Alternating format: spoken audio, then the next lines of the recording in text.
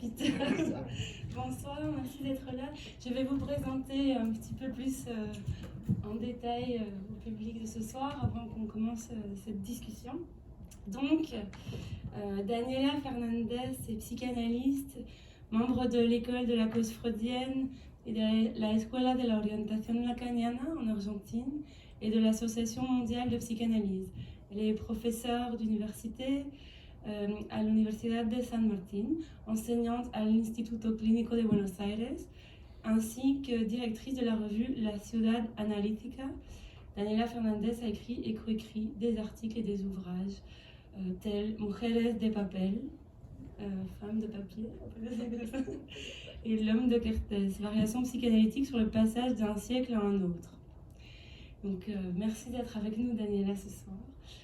Peter Farbridge, je vous présente Peter Farbridge, est un acteur de théâtre et créateur travaillant à Montréal en tant que membre fondateur et co-directeur artistique de la Modern Times Stage Company de 1989 à 2022. Peter Farbridge a joué dans de nombreuses productions, notamment dans les rôles titres de Macbeth et Hamlet.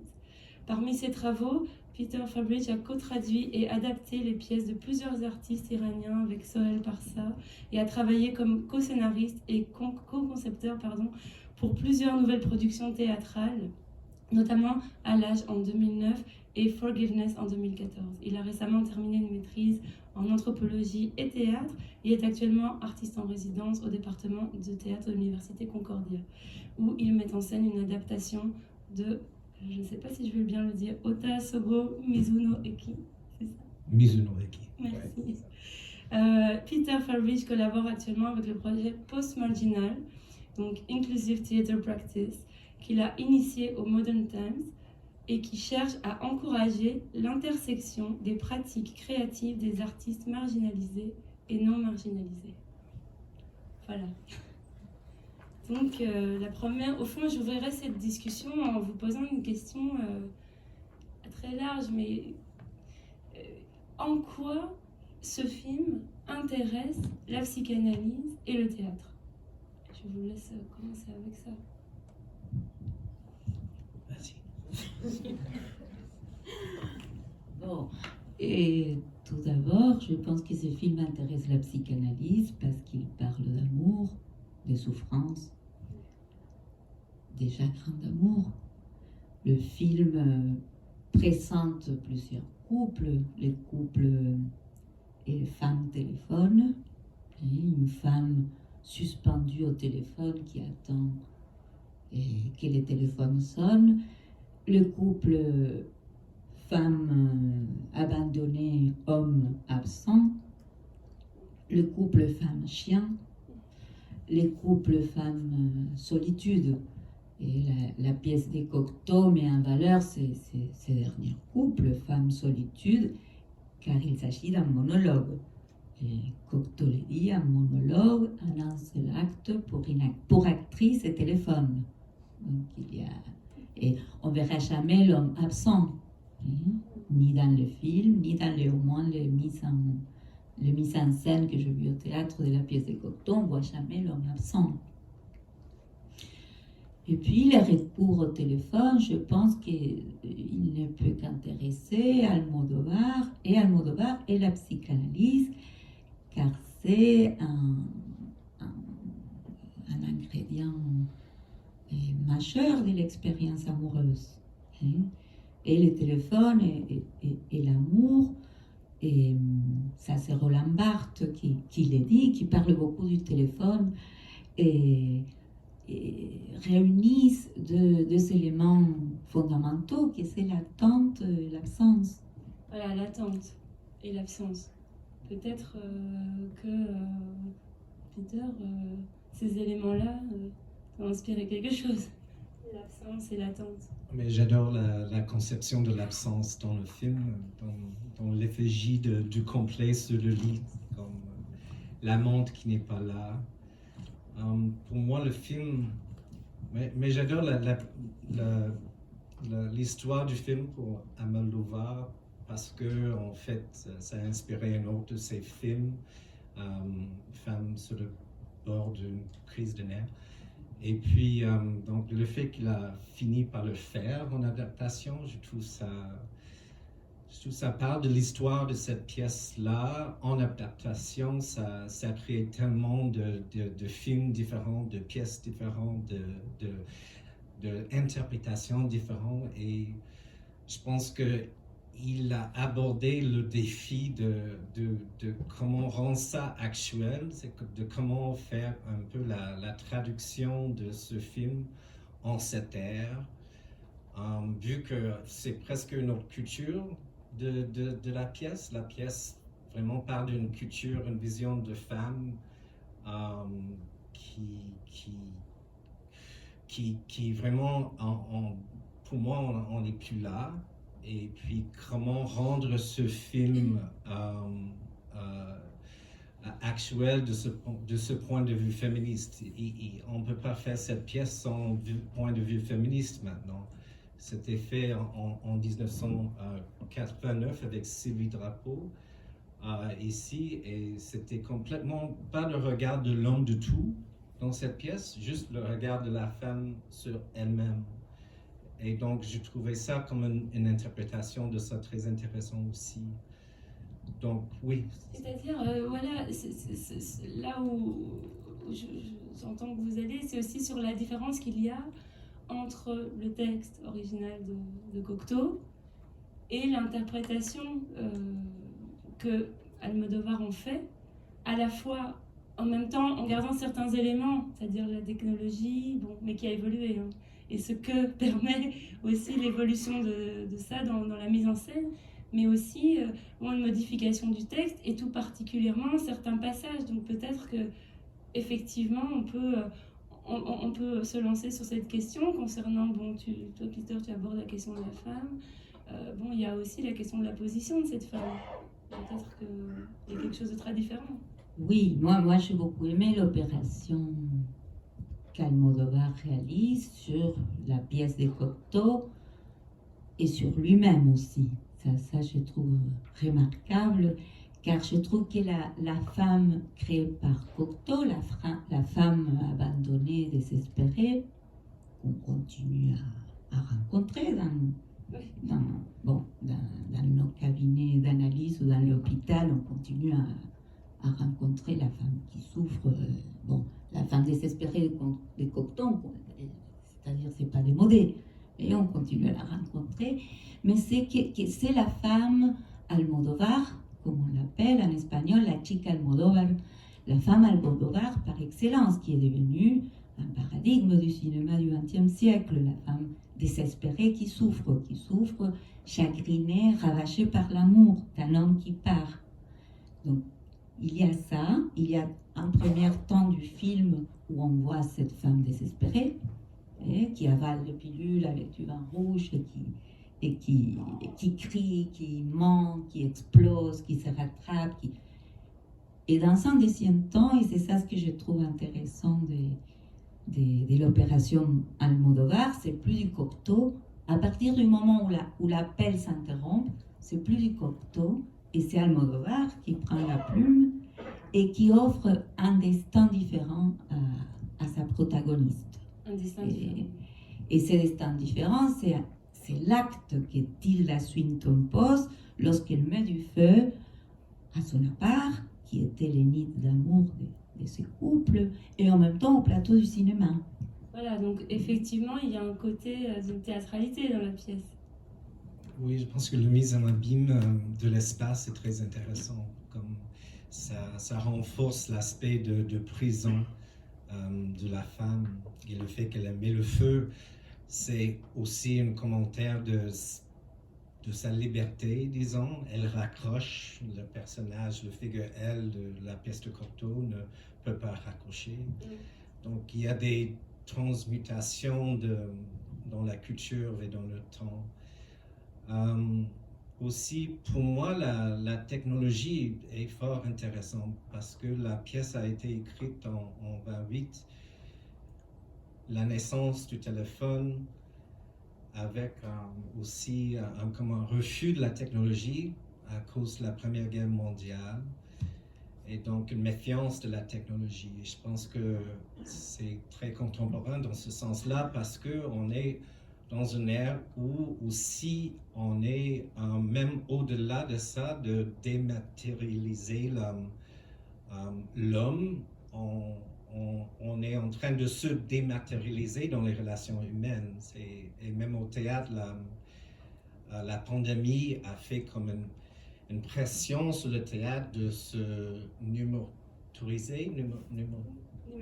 numériser et aussi de chercher moins de contact entre les gens et plus vers le numérique. Et donc, et dans les online dating, on trouve de plus en plus d'espaces où on n'est pas en contact. Et je pense que pour moi, la pièce, le fait que l'homme dans la pièce est déjà plus là. Maintenant, je trouve dans les relations humaines maintenant, avec la technologie qu'on a, on est même plus encouragé ou dirigé vers l'absence du contact humain. C'est vrai qu'elle invoque son retour pour venir chercher ses affaires, par exemple, en disant non, il faut que tu viennes toi. Mais dans la pièce de Cocteau, il y a un passage où, donc, au fond, elle lui dit j'ai dormi avec le téléphone et le fil me reliait à toi, quelque chose comme ça. Donc là, ce qu'il y a, c'est qu'ici, bon, il n'y a plus de fil. Mais il y a aussi cette fin dans la pièce où, en fait, je l'ai avec moi, je l'ai imprimée, je l'ai avec moi cette pièce, et à la fin, elle dit exactement ça. Elle dit mon chéri, mon beau chéri, je suis brave, dépêche-toi, vas-y, coupe vite, coupe. Et puis elle lui dit je t'aime, je t'aime, je t'aime, et comme ça dans un infini. Donc il y a un appel à la coupure parce qu'elle ne peut pas le faire. Et ici, dans le film d'Almodovar, c'est ça que vous disiez, Daniela, la grande différence, le moment où au fond, Almodovar, il prend la plume, c'est pour couper, c'est une opération de coupure. C'est une opération de coupure où d'abord elle a cet acte, ce geste de brûler le décor, parce qu'on peut dire que finalement cet appartement, c'est un décor de théâtre, ou de cinéma, enfin un plateau, c'est un plateau. Et puis, de cinéma, puisqu'il est fermé. Et finalement, de couper, d'arriver à s'en aller, parler à ce chien pour lui dire on va faire un deuil. Donc, cette opération-là, j'aimerais bien vous entendre là-dessus. Moi, je trouve que d'une part, elle met du feu, la protagoniste met du feu dans la part, dans les décors de la part, mais aussi dans les coulisses, c'est-à-dire dans les plateaux du cinéma. Donc c'est là où je trouve que c'est un acte de la part d'Almodovar. Et puis, elle arrive à raccrocher le téléphone. Et la femme de Cocteau n'arrive pas à raccrocher.